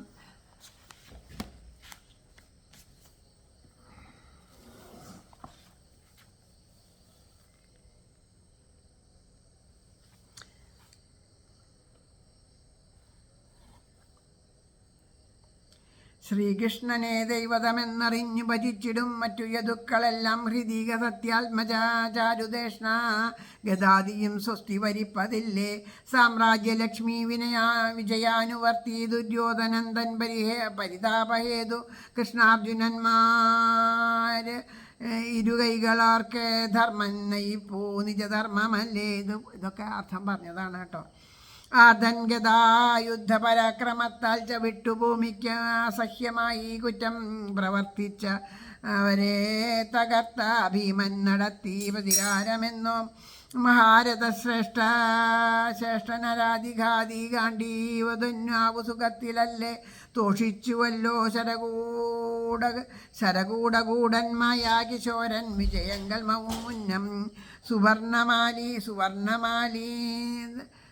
സുവർണരാലിന്ദ്രമുഖം പ്രമുക്തം പീയൂഷമായി ശത്രുവിമുക്തരാഷ്ട്രം ഭുജിപ്പതോ പാർത്ഥിവ ബാലയുഗ്മം ഭസ്മാവൃതനേത്രയുഗ്മം. ദിക്കെട്ടുമറ്റയ്ക്ക് ജയിച്ച വിദ്വൻ വില്ലാളി രാജർഷി മരിച്ച ശേഷം അപ്പാണ്ടുവിൻ വാമശരീരമിന്നും മക്കൾക്കു വേണ്ടി പുലരുന്നുവല്ലേ. മക്കൾക്കു കീഴ്പ്പെട്ടു മരിച്ച തമ്പിക്ക് ഏൽപ്പിച്ചു ദ്രോഹം ഹിതകാരിയെന്നേ പുരാൽപുറം തള്ളിയധപ്പതിച്ചാൻ. ചോദിപ്പു ഞാൻ അന്ധൻ അവൻ്റെ പേരിൽ ജനങ്ങൾ തൻ കണ്ണു മയക്കിടുന്ന മായാമനുഷ്യൻ ഹരിതൻ കടാക്ഷാൽ നാന്യോപലക്ഷ്യൻ വിസ്മയൻ ഞാൻ ചരിപ്പുപാരിൽ പരമേന്മ നോക്കി ചമുക്കളാൽ ഭൂമി കുലുക്കി വാണ ഭൂപാല ശീർഷിത്രിതം ആഹനിക്കാൻ നിജാശിത പ്രേമി കുരുക്കൾ തൻ തെറ്ററിഞ്ഞുകൊണ്ട് ഇത്തിരി കണ്ണടച്ചു. ദുഷ്കർമ്മനാശത്തിനജൻ്റെ ജന്മം സദ്ധർമ്മബോധത്തിനവൻ്റെ കർമ്മം അല്ലെങ്കിലെമ്മട്ടു ശരീരകർമ്മ ബന്ധങ്ങളാ നിർഗുണനിൽ ഭവിപ്പു. സഖേ പ്രപന്നാഖില ലോകപാല അവസ്ഥിതന്മാർ അവരെ തുണയ്ക്കാൻ നയം സ്വയം നിയുക്തൻ യദുവംശജാതൻ അത്തീർത്ഥകർത്താവിനെ വാഴ്ത്തിയാലും എന്ന് ശ്രീമദ് ഭാഗവതം തൃതീയ സ്കന്ധം 1-ാം അധ്യായം ഇവിടെ സമർപ്പിക്കുകയാണ്. അപ്പോൾ ഈ അധ്യായത്തിൽ ഇതാ ചോദിക്കണത് വിതുരരെ പറ്റിയിട്ടാണ്. വിതുര മൈത്രേയ സംവാദത്തിനെ പറ്റിയിട്ട് അറിയണം എന്ന് പറഞ്ഞു. അപ്പോൾ വിതുരരെ എങ്ങനെയാണ്, എന്തുകൊണ്ടാണ് വിട്ടുപോയത്, എന്നിട്ട് എന്തൊക്കെയാണ് ഉണ്ടായത്, ആരൊക്കെ എവിടെ വച്ചിട്ടാണ് മൈത്രേയരെ കണ്ടത്, ആ യാത്രയുടെ കാര്യങ്ങളൊക്കെ ചോദിക്കണം എന്ന് പറയുമ്പോൾ അത് യാത്ര വിട്ടുപോകാനുണ്ടായ കാരണം വഴിയിൽ വച്ചിട്ട് ആ ഉദ്ധവരെ കാണണു. യമുനാതടത്തിൽ, വൃന്ദാവനത്തിലെ യമുനാതടത്തിൽ വച്ചിട്ട് ഉദ്ധവരെ കാണണു. അപ്പോൾ ഉദ്ധവരോട് ഓരോരോ കാര്യങ്ങളായിട്ട് ചോദിക്കുകയാണ്. അങ്ങനെ ഓരോരുത്തരും എല്ലാവർക്കും സുഖല്ലേ എന്ന് ചോദിക്കുകയാണ്. അപ്പോൾ പിന്നെ ആ മരണത്തെ പ്രാപിച്ചെങ്കിലും മനുജനായ പാണ്ഡുമഹാരാജാവിൻ്റെ പുത്രന്മാരെ ദ്രോഹിക്കുന്നത് പോലെ മനുജൻ്റെ നേരെ തന്നെ ദ്രോഹിക്കുന്നവനും സ്വപുത്രന്മാരുടെ ന്യായരഹിതമായ അഭിപ്രായത്തെ അനുസരിച്ചിട്ട് ഹിതം പറഞ്ഞിട്ടുണ്ടല്ലോ, എന്നെ ആ പട്ടണത്തിൽ നിന്ന് ആട്ടിപ്പുറത്താക്കിയവനും ആ നരകത്തിൽ ചെന്നിരിപ്പാനായിട്ട് ഒരുങ്ങിയിരിക്കുന്നവനായിട്ട് ആ ധൃതരാഷ്ട്രയെക്കുറിച്ചിട്ടാണ് എനിക്ക് ഏറ്റവും കൂടുതൽ ദുഃഖമുള്ളത് എന്ന് പറയണു. അങ്ങനെ ആ മനുഷ്യനാട്യത്തെ അംഗീകരിച്ച് അതിശയകർമ്മങ്ങളൊക്കെ കൊണ്ട് മനുഷ്യരുടെ മനസ്സിനെ ഭ്രമിപ്പിക്കുന്നവനും എല്ലാത്തിനെയും ഉണ്ടാക്കിയിട്ട് കാത്തു രക്ഷിക്കുന്നവനായിട്ടുള്ള ശ്രീകൃഷ്ണ ഭഗവാന്റെ അനുഗ്രഹത്താൽ ആ ഭഗവാന്റെ മഹിമയെ നോക്കി കണ്ടുകൊണ്ട് എന്തു സംഭവിച്ചാലും അതിൽ ആശ്ചര്യപ്പെടാതെയും ആരോടും ഒന്നും അറിയാത്ത വിധത്തിൽ വേഷം മറച്ചുകൊണ്ടും ഞാനിങ്ങനെ സഞ്ചരിച്ചു കൊണ്ടിരിക്കുകയാണ്. ഭഗവാന്റെ വിഭൂതികളെ കണ്ട് അത്ഭുതപ്പെട്ടുകൊണ്ട് ഈശ്വരനാമം ജപിച്ചുകൊണ്ട് ഈശ്വരനിൽ മനസ്സുറപ്പിച്ചുകൊണ്ട് ഞാനിതാ സഞ്ചരിച്ചു കൊണ്ടിരിക്കണു. രാജധാനിയിൽ നിന്ന് പുറത്താക്കപ്പെട്ടത് എനിക്ക് തോന്നുന്നത് ഭഗവാന്റെ അനുഗ്രഹം കൊണ്ടാണെന്ന്. അങ്ങനെ ആയതുകൊണ്ടാണ് എനിക്ക് ഈ വിധത്തിൽ സഞ്ചരിക്കാനായിട്ട് സാധിച്ചത്. അപ്പോൾ അതുകൊണ്ട് ഒരിടത്ത് തന്നെ ഇരിക്കാണ്ട് സഞ്ചരിച്ച് ജീവിതം കഴിക്കുമ്പോഴാണ് ഭഗവാന്റെ ആ മഹിമ അറിയാനായിട്ട് സാധിക്കുക. ഒരേ സ്ഥലത്ത് നമ്മളെപ്പോഴും ഇരിക്കുമ്പോൾ നമുക്ക് ആ മഹിമ അറിയാൻ സാധിക്കില്ല. അതുകൊണ്ടാണ് തീർത്ഥയാത്രകളൊക്കെ നടത്തണം എന്ന് പറയുന്നത്. ഈശ്വരൻ എല്ലാ ദിക്കിലും ഒരുപോലെ വ്യാപിച്ചിരിക്കുന്നുണ്ടെങ്കിലും ആ തീർത്ഥയാത്രകൾ നടത്തി ആ ഓരോരോ ഇടങ്ങൾ, അത്രയും തീർത്ഥസ്ഥാനങ്ങളായിട്ടുള്ള ഇടങ്ങളുണ്ട്, അവിടെയൊക്കെ ചെന്നിരുന്ന് ഈശ്വര കഥകളെ പറഞ്ഞുകൊണ്ട് ഈശ്വരൻ്റെ കഥകളെ വാഴ്ത്തി പറഞ്ഞ് കഥകളെ കേട്ടുകൊണ്ട് അവിടെയൊക്കെ ഇരിക്കുമ്പോൾ നമ്മുടെ ഉള്ളിൽ കൂടുതൽ ആ ഉള്ളിലിരിക്കുന്ന ആ ഭഗവാന്റെ ആ തെളിച്ചം വർദ്ധിക്കും. എങ്ങനെയാണെന്ന് വെച്ചാൽ നമ്മുടെ മനോമാലിന്യങ്ങളൊക്കെ നീങ്ങി പോകും. അത് അല്ലാണ്ട് നമുക്ക് ആ ഭഗവാന്റെ വൈഭവത്തെ അനുഭവിക്കാനൊന്നും സാധിക്കില്ല. അപ്പോൾ ഇത് ഭഗവാൻ തന്ന അനുഗ്രഹമാണ് എന്ന് പറയണു. അപ്പോൾ അവിടെ നിന്ന് ഉപേക്ഷിച്ച് ആരുമില്ലാണ്ടായിട്ട് ഈ തീർത്ഥയാത്ര നടത്തി ഇങ്ങനെ നടക്കുക എന്ന് പറയണത് അത് ഈശ്വരാനുഗ്രഹം തന്നെയാണ്. തന്നെ ശരണം പ്രാപിച്ചവരെ ദുഃഖത്തിൽ നിന്ന് പരിഹരിക്കാൻ വേണ്ടിയിട്ട് വിദ്യ, ധനം, വംശം ഇങ്ങനെ 3 വിധത്തിലുള്ള മഹിമ നിമിത്തം ഉണ്ടാകുന്ന മതത്തിലെ മര്യാദ തെറ്റി നടക്കുന്നവരുണ്ടാവും. സൈന്യങ്ങളെ കൊണ്ട് പലപ്പോഴും ഭൂമിയെ ചലിപ്പിക്കുന്നതായിട്ടുള്ള ദുഷ്ടരാജാക്കന്മാരുണ്ടാവും. അവരെയൊക്കെ വധിക്കണം എന്നുള്ള വിചാരത്താൽ കുരുവംശത്തിൽ ദുര്യോധനാദികൾ ചെയ്ത ദോഷങ്ങളെ തൽക്ഷണം തീർത്ത് ഭക്തന്മാരായ പാണ്ഡവന്മാരെ രക്ഷിക്കാൻ സമർത്ഥനാണെങ്കിലും ഭഗവാൻ ആ ദുര്യോധനാദികളുടെ കാര്യത്തിൽ ആ കുറ്റങ്ങളിൽ അല്പം ഉപേക്ഷ കാണിച്ചു എന്ന് എനിക്ക് തോന്നുകയാണ്. കാരണം മെല്ലെ ദുർജനങ്ങളെയും നശിപ്പിക്കാൻ വേണ്ടിയിട്ടാണ് ഭഗവാൻ എന്നുണ്ടെങ്കിലും ആ ദുര്യോധനൻ മുതലായവരെ തൽക്ഷണം ഭഗവാൻ എന്തുകൊണ്ടാണോ ഇങ്ങനെ ആ ദുഷ്ടന്മാരെ വച്ച് പുലർത്തിയത് എന്നൊരു സംശയം വിതുര മഹാശയൻ്റെ മനസ്സിൽ തോന്നുകയാണ്. അത് അദ്ദേഹം അങ്ങനെ ആത്മകഥം പോലെ ഇങ്ങനെ പറഞ്ഞു എന്ന് മാത്രം. അവിടെ അങ്ങനെ മര്യാദ തെറ്റി നടക്കുന്നവരെ നശിപ്പിക്കാൻ വേണ്ടി ജന്മങ്ങളെയും അകർത്താവിനെയും മനുഷ്യരെ സൽക്കർമ്മങ്ങളിൽ പ്രവേശിക്കാൻ വേണ്ടിയിട്ട് കർമ്മങ്ങളെയും ഭഗവാൻ അംഗീകരിക്കുന്നുണ്ട്. അങ്ങനെയാണെങ്കിൽ മറ്റേതൊരുവൻ ഗുണങ്ങളിൽ നിന്ന് അകന്നിരിക്കുന്നുവോ ഇമാതിരി ശരീരത്തിലെ കർമ്മങ്ങളെയും എങ്ങനെയാണ് സ്വീകരിക്കുക. അതായത് ഈ ആത്മഗതം പോലെ അദ്ദേഹം പറയുകയാണ് ഓരോരോ കാര്യങ്ങൾ. അപ്പോൾ ദുഃഖിക്കുക, ഇതൊക്കെ ദുഃഖമായിട്ടിരിക്കുക, സ്വീകരിക്കില്ല എന്ന് പറയുകയാണ് ഭഗവാൻ. പക്ഷെ സ്വേച്ഛയാ ലോകാനുഗ്രഹത്തിന് വേണ്ടിയിട്ട് ആ ജന്മകർമ്മങ്ങളെ സ്വീകരിച്ചിട്ട് ആ മായാതീതനായിട്ടുള്ള ഭഗവാൻ അതുകൊണ്ട് ഒരിക്കലും ദുഃഖമില്ല എന്നെല്ലാം അദ്ദേഹം കുറച്ച് കാര്യങ്ങൾ ചോദിച്ചു. പിന്നെ ആത്മഗതം പോലെ കുറച്ച് കാര്യങ്ങൾ പറഞ്ഞു. അത് കഴിഞ്ഞിട്ട് പിന്നെ വീണ്ടും ചോദിക്കുന്നു, ഉദ്ധവരെ ജന്മമില്ലാത്തവനാണെങ്കിലും ശരണാഗതന്മാരായ ലോകപാലന്മാരെയും ആജ്ഞാനുരൂപമായ ആ വേദവിധികളെയൊക്കെ അനുസരിക്കുന്ന മറ്റുള്ളവരെ സംരക്ഷിച്ച് നിർത്താൻ വേണ്ടിയിട്ട് യദുവംശത്തിൽ അവതരിച്ച ആ ശ്രീകൃഷ്ണ ഭഗവാന്റെ കഥയെ വിസ്തരിച്ച് പറയൂ, എല്ലാ കാര്യങ്ങളും എന്ത് ചോദിച്ചു. ഇപ്പം അങ്ങോട്ട് ചോദിക്കുക മാത്രമേ, കൊതിയോട് കൂടിയിട്ട് ഇങ്ങനെ ചോദിച്ചു കൊണ്ടേയിരിക്കുക. ഉത്തരം പറയാനൊരവസരം കൊടുത്തിട്ടില്ല അദ്ദേഹം. അതിനൊക്കെ ആ ചോദ്യങ്ങൾക്കൊക്കെ വിരാമം ഇട്ടുകൊണ്ട് ഉത്തരം പറയാനായിട്ട് ഉള്ള ഇതിന് ചോദിച്ചതിന് ഉത്തരം പറഞ്ഞു തരൂ എന്ന് പറഞ്ഞ് അദ്ദേഹം അവിടെ ഒന്ന് നിർത്തുന്നു. ആ ഭാഗത്തോട് കൂടിയിട്ടാണ് തൃതീയ സ്കന്ധത്തിലെ 1-ാമത്തെ അധ്യായം അവസാനിക്കുന്നത്. അടുത്ത അധ്യായം അടുത്ത ദിവസം നമുക്ക് പാരായണം ചെയ്യാം. ഇന്ന് കുറച്ച് സമയം വൈകിയ കാരണം കൊണ്ടാണ് ഇന്നത്തെ പാരായണം എന്താണെന്നറിയില്ല, ഇത്തിരി നേരം വൈകി. ഇന്ന് ഈ സമയത്താവും ഭഗവാൻ നമുക്ക് വച്ചിട്ടുണ്ടാവുക, അറിയില്ല. ഭഗവാന്റെ പാദങ്ങളിൽ ഒന്നിനോടും അതില്ലാണ്ട് യാതൊന്നും ആഗ്രഹിക്കാണ്ട് ഭഗവാന്റെ പാദങ്ങളിൽ ആ പരമമായ പ്രേമഭക്തി ഉണ്ടാവണേന്ന് പ്രാർത്ഥിച്ചുകൊണ്ട് നമുക്ക് ഇന്നത്തെ ഈ ഭാഗം ശ്രീ ഗുരുവായൂരപ്പൻ്റെ പാദത്തിലും ഭക്തരായ നിങ്ങളുടെ ഓരോരുത്തരുടെ പാദത്തിലും പ്രേമപുഷ്പാഞ്ജലിയായിട്ട് സമർപ്പിക്കുകയാണ്. സർവത്ര ഗോവിന്ദനാമ സങ്കീർത്തനം, ഗോവിന്ദ ഗോവിന്ദ. ശ്രീഹരയേ നമ. ഹരേ ഗുരുവായൂരപ്പ ശരണം. നാരായണ അഖില ഗുരോ ഭഗവൻ നമസ്തേ. ജയ് ജയ് ശ്രീ രാധേശ്യാം. രാധേശ്യാം.